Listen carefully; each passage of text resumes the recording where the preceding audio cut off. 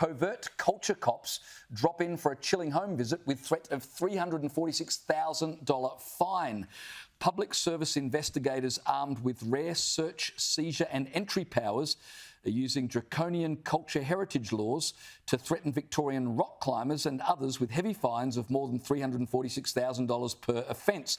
The story goes on to talk about how a lot of rock climbing in the Grampians has been banned because we want to protect Aboriginal rock art, even though some of this rock art has to be seen using X-ray glasses because it's invisible to the naked eye. But the First Peoples State Relations Unit, which works in collaboration with the Premier's Department, has been going around taking number plates in car parks around the Grampians, and then they've gone to someone's house and left a letter asking for a please explain why you were in that area, because otherwise you could be up for an almost $500,000 fine on the assumption you were there rock climbing where you ought not to have been. It's pretty unbelievable. Listen to this. New reforms sought today by Victoria's peak First Nations heritage body, it's called the Victorian Aboriginal Heritage Council, would give Indigenous cultural investigators the right to enter your private property, houses, farms, without your permission or the renter's permission.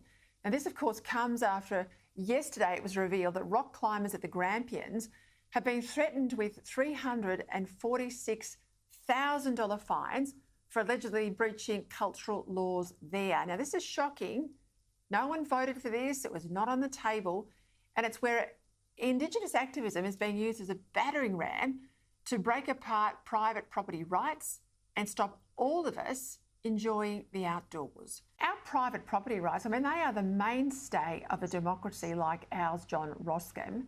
They go back literally centuries under our common law that we've inherited from the UK. I mean, they're under attack here. Well, they are, Peter, and what we're seeing now is that what farmers have been subjected to, what small business owners have been subjected to, people living in the cities and towns are going to be subject to as well.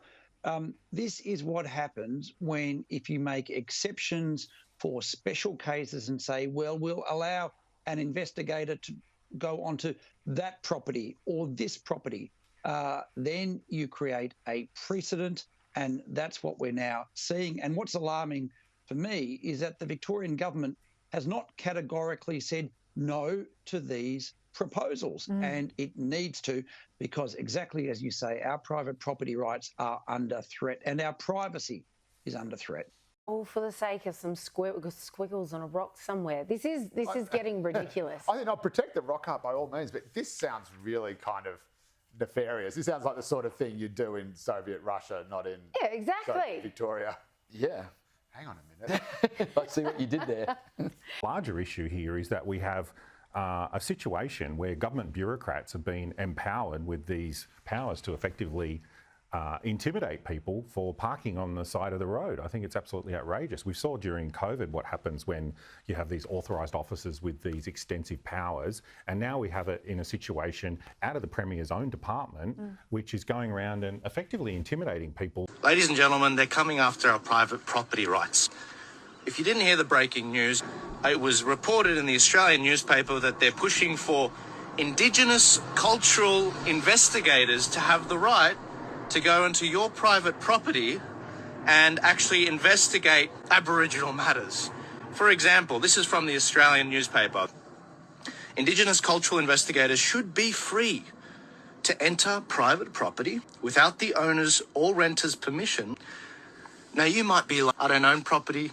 I was just listening to the head of the IPA, and he made the point that this is the precedent that will actually flow on to all property types, all property ownership. So we've got to oppose this now. I've built something to fight back.